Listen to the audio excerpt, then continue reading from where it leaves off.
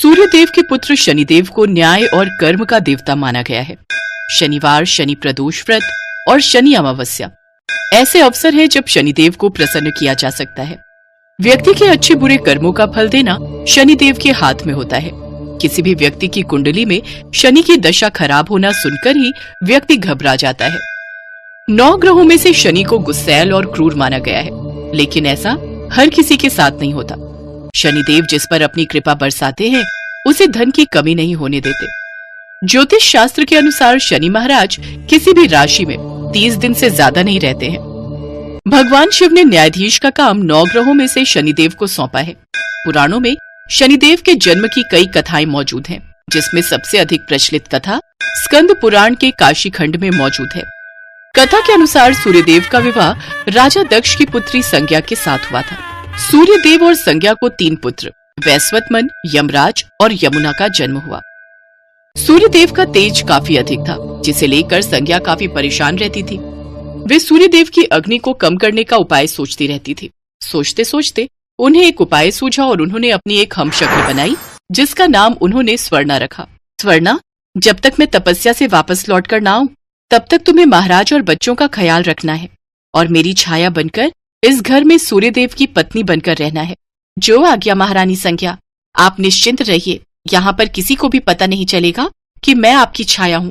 स्वर्णा के कंधों पर अपने 3 बच्चों की जिम्मेदारी डालकर संज्ञा जंगल में कठिन तपस्या के लिए चली गई। संज्ञा की छाया होने के कारण सूर्यदेव को भी कभी स्वर्णा पर शक नहीं हुआ और एक छाया होने के कारण स्वर्णा को भी सूर्यदेव के तेज से कोई परेशानी नहीं हुई। उधर संज्ञा तपस्या में लीन थी। वहीं सूर्यदेव और स्वर्णा से 3 बच्चे मनु, शनिदेव और भद्रा का जन्म हुआ। कहा जाता है कि एक बार भगवान सूर्यदेव पत्नी स्वर्णा से मिलने आए। सूर्यदेव के तप और तेज के आगे शनिदेव महाराज की आंखें बंद हो गई और वे उन्हें देख नहीं पाए। वहीं शनिदेव के वर्ण को देख भगवान सूर्य पत्नी स्वर्णा पर शक करने लगे। पुत्र शनि, अपने पिता सूर्यदेव को प्रणाम करो। माताश्री, पिताजी का तेज बहुत अधिक है। मैं तो उनकी तरफ ठीक से देख भी नहीं पा रहा। मैं इन्हें प्रणाम कैसे करूं?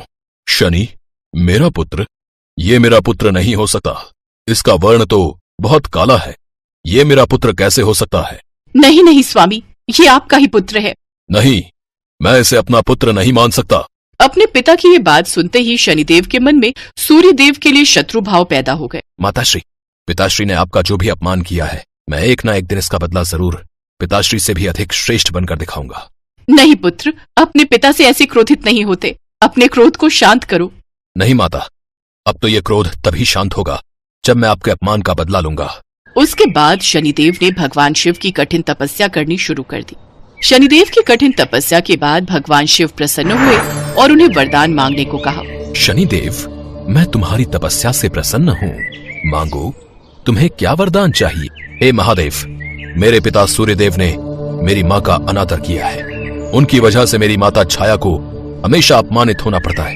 हे प्रभु, मुझे सूर्यदेव से भी अधिक शक्तिशाली और पूजनीय होने का वरदान दीजिए। शनिदेव, आपका अपनी माता के प्रति स्नेह और आदर देखते हुए मैं आपको 9 ग्रहों का स्वामी होने का वरदान देता हूँ। आपको सभी ग्रहों में श्रेष्ठ स्थान की प्राप्ति होगी। इसके पश्चात से ही शनिदेव को 9 ग्रहों में सर्वश्रेष्ठ स्थान की प्राप्ति हुई। न्याय प्रिय शनिदेव की कुदृष्टि से सब डरते हैं, लेकिन पौराणिक कथाओं के अनुसार शनिदेव की पत्नी के श्राप के कारण उनकी वक्र दृष्टि का नकारात्मक प्रभाव लोगों पर पड़ने लगा। हालांकि सब लोग शनिदेव के गुस्से से डरते हैं, लेकिन स्वयं शनिदेव अपनी पत्नी के गुस्से के शिकार हो चुके हैं। शनिदेव की पत्नी नीलमंदा के श्राप के कारण ही शनिदेव की वक्र दृष्टि से लोगों पर दुष्प्रभाव होता है। किंतु शनिदेव की पत्नी ने उन्हें श्राप क्यों दिया, इस पर एक प्राचीन कथा लिखित है।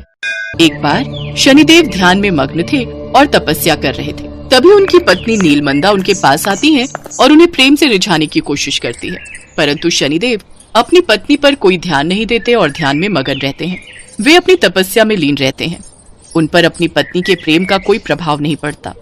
नीलमंदा ने शनिदेव को अपने सौंदर्य से रिझाने की बहुत कोशिश की, परंतु शनिदेव की तपस्या भंग नहीं हुई। तो गुस्से में नीलमंदा ने शनिदेव को श्राप दिया।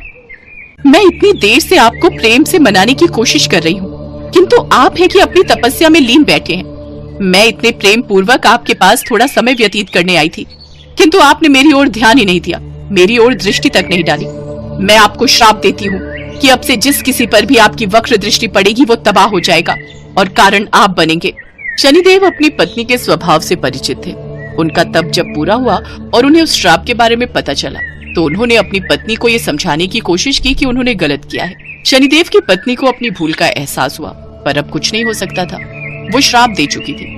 परंतु शनिदेव की पत्नी ने कहा कि मैं श्राप तो वापस नहीं ले सकती, किंतु यह जरूर कह सकती हूँ कि जब भी कोई भक्त निस्वार्थ भावना से पूरे विश्वास के साथ शनिदेव की पूजा और आराधना करेगा, उस भक्त पर शनिदेव की कृपा बनी रहेगी और उस व्यक्ति के जीवन में सुख शांति का वास होगा।